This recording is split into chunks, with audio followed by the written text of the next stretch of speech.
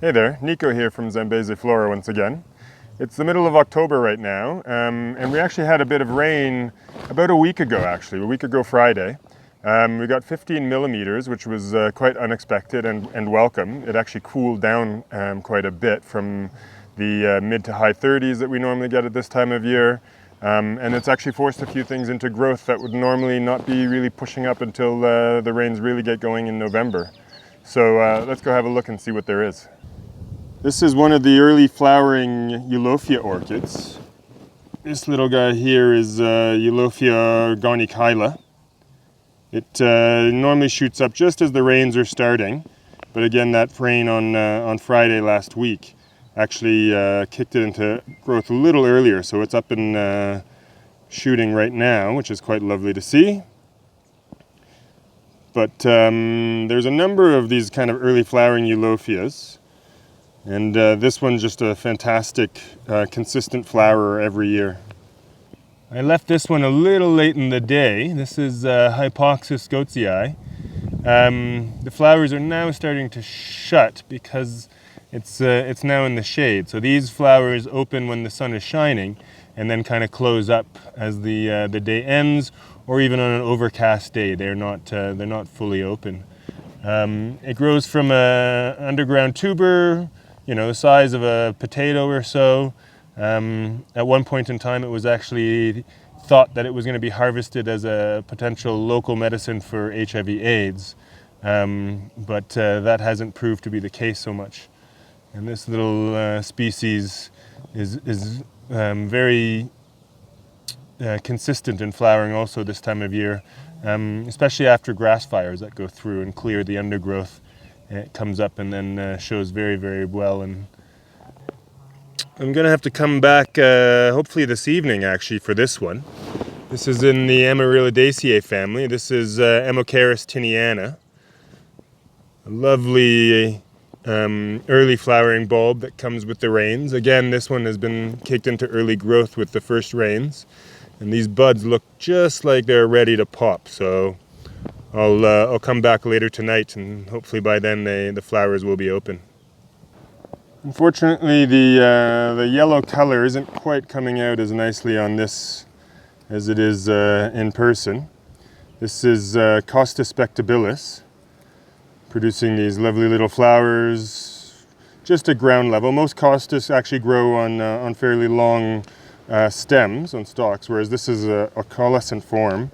Or coalescent species, that literally grows at ground level. This is an old leaf from last year. These leaves lie flat on the ground when they unfurl, and it's out of the center of the rosette where the flowers are produced. But with this one here, this always flowers before the leaves start to unfurl. I have a few of the other type that I'll show when they come into growth. But we'll have to wait for more rains for that to happen. But this is a lovely, lovely little plant.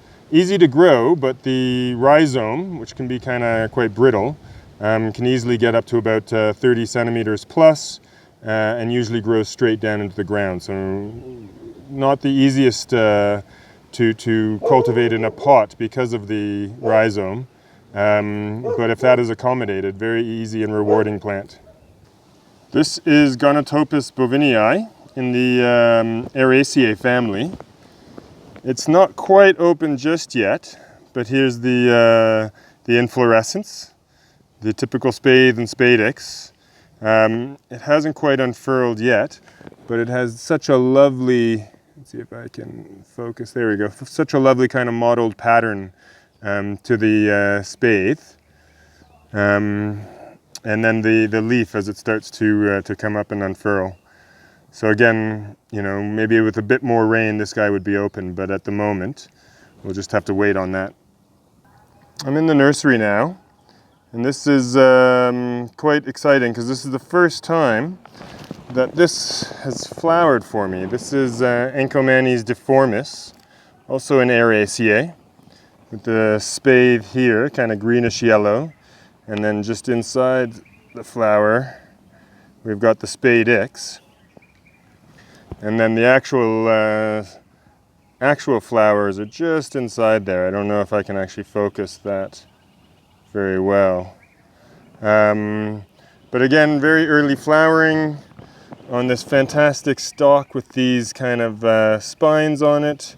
And after this finishes, we'll be following by the leaves that are just starting to push up through the soil, I can see there. But quite excited to finally see this guy flower. This is a collection of Tobagia rhodesica, which I made a few years back, so I'm just starting to bulk it up. But it's the only Tobagia that we have in Zambia that produces these kind of purpley flowers. Most of them are either green or white, but this is a nice brightly colored one. You can see from the kind of population that I collected there that I've got kind of a nice little color spectrum between the lighter, almost lavender flowers to the darker kind of purples. So I'm slowly trying to bulk these up because I'm really looking forward to getting these out in the landscape. And then actually right beside that, we have this one right here, which again, I'm gonna have to come out tonight and capture that because these buds are just about ready to pop. This is Pancratium tenuifolium, another night flowered one. These ones literally, they bloom for one night and then that's it. So you have to be at the right time to see this plant in flower, and I'll come out later tonight to capture that so everybody can see that as well. Now this is a bit of a weird one. This is Trochomeria macrocarpa. It's actually in the cucumber family, Cucumbertassier, and it's growing from an underground tuberous root. Here's where it just pops out of the soil, and you can see the stems kind of starting to reach and climb. This is actually growing in the nursery beds, not on purpose. I guess when I built it, I didn't quite realize it was there, and it's just pushed up and continues to grow. This species is dioecious. It has separate male and female plants, and this plant here is a male, because otherwise you would see the ovary just underneath the flower here, which you don't. But I do have a female plant, and I have been taking the flowers and crossing to get seed. So I'm looking forward to being able to grow this from seed this coming year. This is a Cyphostemma rodizika, or rhodesiae, sorry, growing in our nursery beds, the exotic section of the farm here. But every year it pushes up and grows. It's an erect type. It doesn't get more than about a meter or so tall, but pushes up these fantastic stems, and then out come the tiny little flowers. I don't even know if I can really focus on them very well, but I'll try. There we go. And this will be followed by first green fruits, but then they turn kind of purple-black or so when they're ready. And I usually have to try and get out here pretty early to fight the birds for them, because the birds will take them and disperse the seed. Not the showiest of plant, but very architectural, which I love, and I'm trying to grow more to spread around the farm as well. This little orchid is Nevilla cauchy, variety cauchy. Always these Nevillas flower before the leaves, and you have to kind of be there at the right time to catch them. Now, this for a specific species usually produces 2 flowers per stalk, although on occasion it can produce 3, as seen here. Not very long-lasting flowers, maybe a day or 2, maybe 3 days at most, really, before they start to wither. And these ones are just on the way out.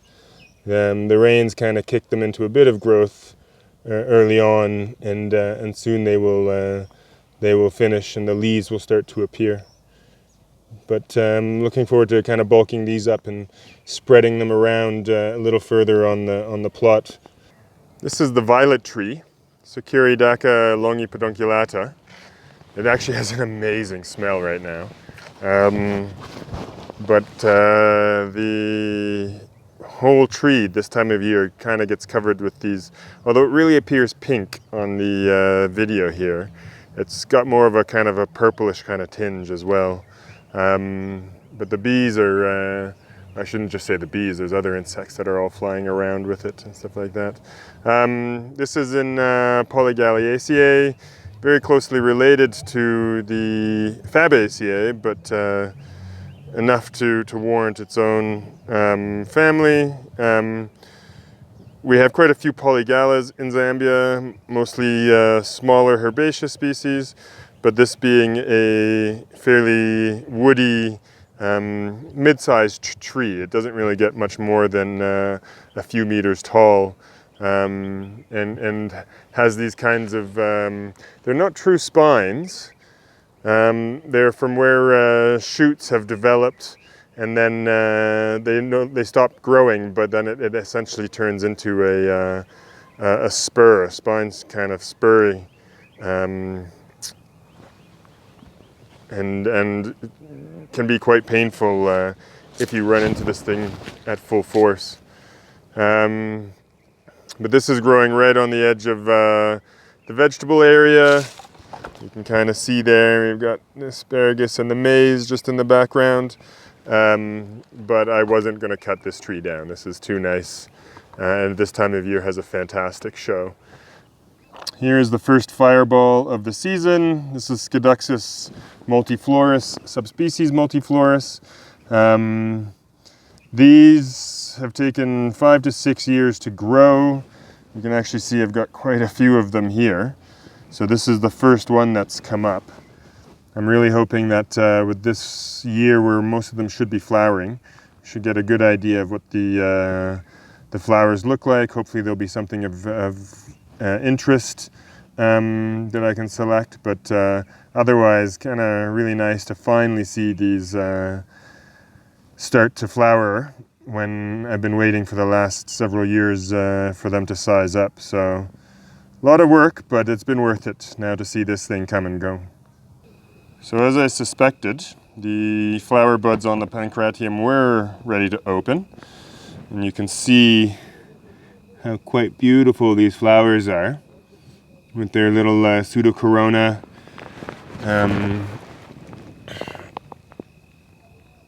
Now, because they are only open one night, I usually hand pollinate these because I can't be certain that the pollinator will be around. Even though these were collected locally around the area close to the farm, I usually do hand pollination every year, just to be sure. But they usually all flower roughly at the same time, so a colony will flower within 1, 2, or 3 nights of each other, and then that's it for the remainder of the year. But they are such a beautiful plant, well worth growing, and I want to increase the population that I have on the farm here and have a nice big clump of them one day. And again, as I suspected, the Amacaris has now opened the flowers.